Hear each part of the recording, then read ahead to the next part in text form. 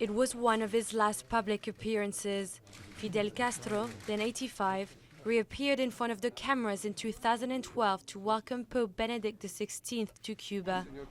The frail elderly man was a far cry from the once tough guerrilla fighter who took the world to the brink of nuclear conflict 50 years earlier.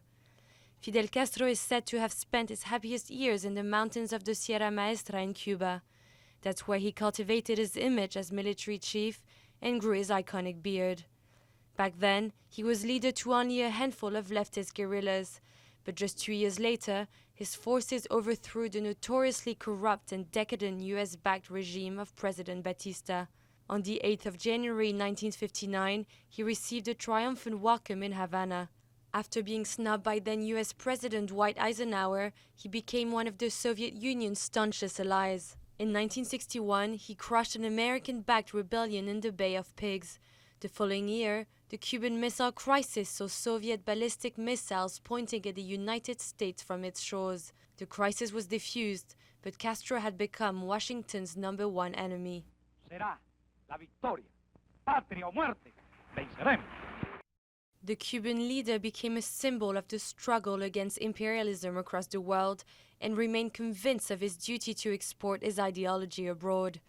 Discounting the world's monarchies, Castro holds the record for the longest time in power, 49 years, during which he outlived 11 American administrations. For his people, he was simply Fidel, a charismatic president, omnipresent, if prone to rather long speeches. A president who strived to provide the best education and health systems in the region.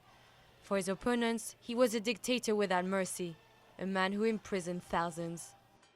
Castro survived the collapse of the Soviet Union and its withdrawal of financial support. In the end, he even found new allies, including Hugo Chavez, the late Venezuelan president, to whom Cuba owes its economic survival. Fidel Castro had practically disappeared from the lives of ordinary Cubans since July 2006. Sick and weakened by his declining health, he had resigned as head of Cuba's Communist Party, ceding power to his brother Raúl. A hard pill to swallow. As for Fidel, true revolutionaries never retire.